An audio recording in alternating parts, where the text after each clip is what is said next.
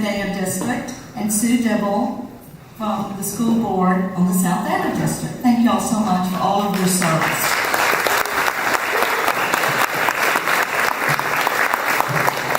I'd also like to introduce Sean Davis, who's the chairman of our Board of Supervisors, and his wife Lisa is here with us tonight. And also we have some other sponsors, and they are Grayson Johnson, J.E. Jones, C.T. Purcell, and Michael Duke. And I know Michael is here somewhere. Michael, thank you very much. We also like to do a special thanks for the Montpelier Center for Arts and Education.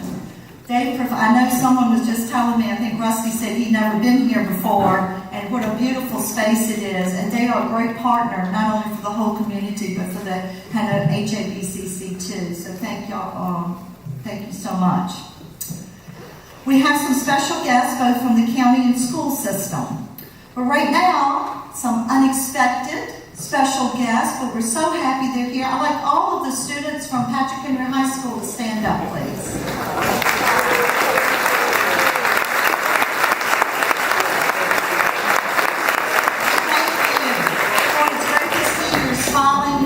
Tonight. I'm glad you are here.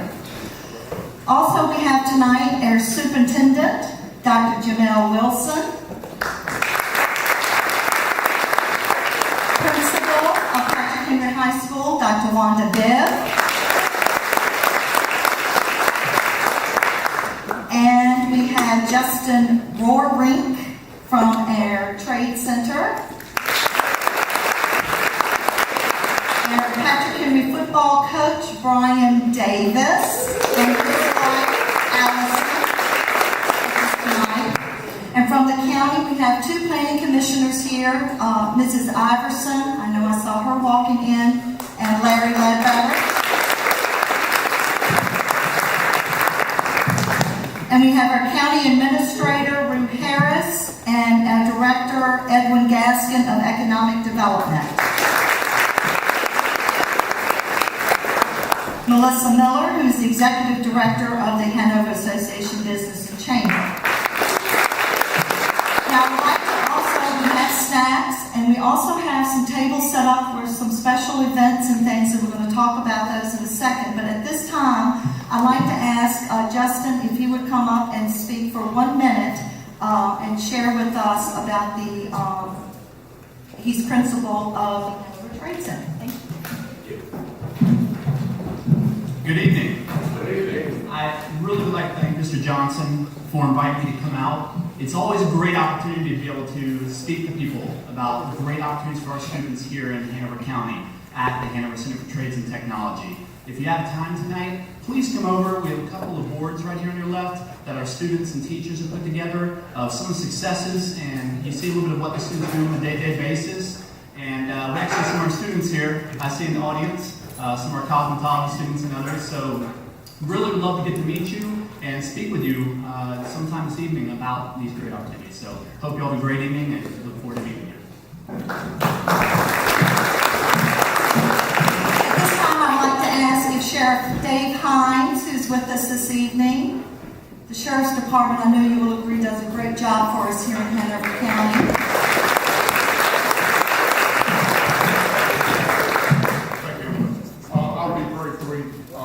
Thanks to the HABCC, Dan, Emily. They're giving me an opportunity to talk to you about the Fellowship Festival that we will be hosting at the County Complex next Saturday. We will be featuring nonprofits, we will be featuring faith ministries, we will be featuring anybody that provides a service to the Hanover County community. Government cannot fix everything. We have a lot of good services out there that are being provided by our community. And we need to focus on that. That's what this is about. It's about Hanover County, why it's such a great place to live and raise a family, and a great place to work. It's a partnership. If you know anything about the Sheriff's Office, we're all about partnerships, and that's what this is about. It's to celebrate the partnerships that the community has with each other and serving the citizens that may have a need. So this is your invitation to please come, participate, find out more about it, I would be remiss if I didn't say that, I went to Lee Davis, and who won that game? Go Patriots.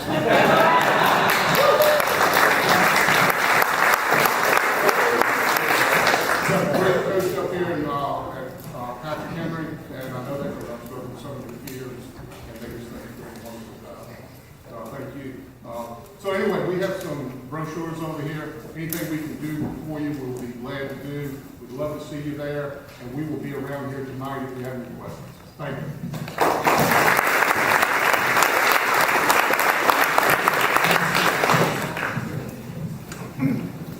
So good evening, folks. And I do want to thank you all for coming out on the school night. I appreciate you being here and this wonderful opportunity for us to share some thoughts and ideas. And I have the privilege tonight of introducing our Patrick Henry football coach, Coach Brian Davis. About January of last year, we started our search for a football coach, a new football coach at Patrick Henry High School. And we talked a little bit about what type of individual we were looking for. And we wanted an individual that would come into our community and embrace our community and embrace our entire student body, as well as embracing and teaching football. And we really do feel that we've hit the mark with Coach Davis. And so I'd like to invite him to the podium to share a few thoughts with you tonight. Coach Davis.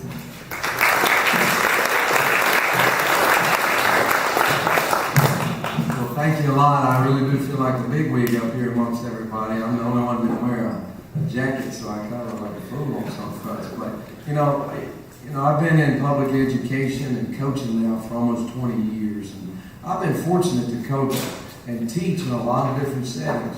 The first setting that I started off was in a very rural setting in Southwest Virginia in Patrick County. And you're talking about Patrick County setting in Stewart, kind of a lot like what you get here on the western end of Western Hanover. Not a lot of difference. You got the same type of fabric, the same type of business structure, the same type of ideas about conservatism on some levels, about what things should be done and how you're supposed to raise your kids. And I value that a good bit. We eventually moved to the city because I thought I wanted a little bit more for my kids. I thought we were going to have something I could give them taekwondo, I could give them all the little fun things that I couldn't get in Stewart. But we were very, very fortunate as we moved into the city to figure out very early on that I couldn't afford to live like that. We lived about 5 minutes from our school, you would think. It was about 5 miles. But it took me an hour and 5 minutes to get home every day. And that was very, very tiresome as a football coach. At the end of the day, when you're going home at 9, 10 o'clock at night, and still not able to get home until 11 or 12 because of the traffic crossing over Capitol Boulevard in Raleigh.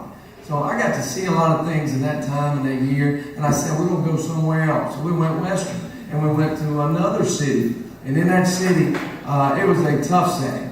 When I say tough, gangs, crime, riddled the entire city of High Point. Used to be the furniture capital of the world, and all those jobs got outsourced. And unfortunately, the people didn't have a lot of jobs, a lot of gangs, a lot of criminal activity, and unfortunately, I buried several of my football players in my time that I was there. One of which, I can tell you, Dustin, decided he was going to turn his life around. He was going to do things the right way. He had been a knucklehead for the first 3 years that I'd known him. And he came to me in the summer before his senior year and said, Coach, I'm turning around. I said, I want to hear, buddy. He said, no, Coach, I am. He handed me his list of 10 goals. I said, man, this kid's serious now. And he said, you know what, Coach? I'm going to turn my life around. I'm going to make something that will make you proud. You know, at that point in time, when you're a teacher and one of your students or one of your football players in this case tells you something that's so personal that I want to make you proud, I knew right then and there that I had hit the right profession. I'm doing something right. And you know, he gave me his sunglasses. And he said, Coach, I want to wear your sunglasses, those raggedy old things you wear on your head every day. I want you to take my sunglasses. I'm going to take yours.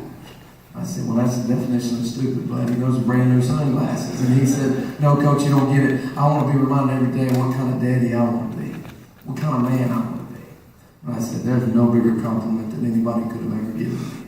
He turned his life around, did an awesome job. He turned his whole academic career into something positive. And here was in the city, Dustin was, a kid that probably didn't have a reason to do much else, turned his life around. And unfortunately, at the end of that football season, he went to a party and ran up against another young man who I'd coached and actually kicked off the team named Deshaun. And Deshaun saw him at the party and said, I want that money you owe me for the drugs that you bought from me 2 years ago. Dustin said, hey, I don't do drugs anymore. Before he get the second sentence out of his mouth, Deshaun pulled out a gun and shot him in the heart. You know, I've seen a lot in my profession, and I've seen a lot that's good and bad. And unfortunately, each one of our kids that we deal with on a daily basis needs something. There's a void. Every single one of them does. These kids who are here tonight, there's a void. They wanted something for class. They wanted something to be learning from the community. There was a void. There's a reason why they're here. And we fill that void on a daily basis. And you know what? If we can fill the void and find what it is that each one of our young people need, then I think our community is doing an awesome job of not just educating, but creating a community that's borderline utopia, one that everybody wants. And I can tell you what, when my wife and I sat down saying, where are we going to live? We wanted the best mix of what we knew was right. And we knew that the setting here in Hanover County on this side was something that I could provide not just to my children, because I have 2 boys, but I could also help provide to all the young men and people that I work with on a daily basis. I truly do love kids, and I really believe that everything that I do in my profession, if I can help bridge out to the community and we can get the businesses to partner with what ideas we're trying to provide from a leadership standpoint to an academic standpoint to an overall just ethical standpoint, understanding what's good, what's bad, what can we do together to achieve greatness, then I think what we've really found is our true utopia. My wife and I come to you, and I appreciate you guys having us so much, and I really do value the time that we've been here so far. But we come to you on bended knee on some fronts. We want to make sure that everybody understands this football program is not just about football. It's not just about the young men that are playing on that gridiron and beating Lee Davis, by the way. It's not that what it is. These are young men, 100 young men that are going to be the valued members of our community and in the meantime in our school. And if we can set the foundation right and keep it positive, then I think that we can turn our whole community into something that is the epitome of greatness and probably the idol of the entire state of Virginia. Thank you guys for everything that you've done for our schools. I hope you'll feel the initiative and feel the desire to come in and help. And I hope you'll come out tomorrow and support us against those Tucker Titans. Thank you.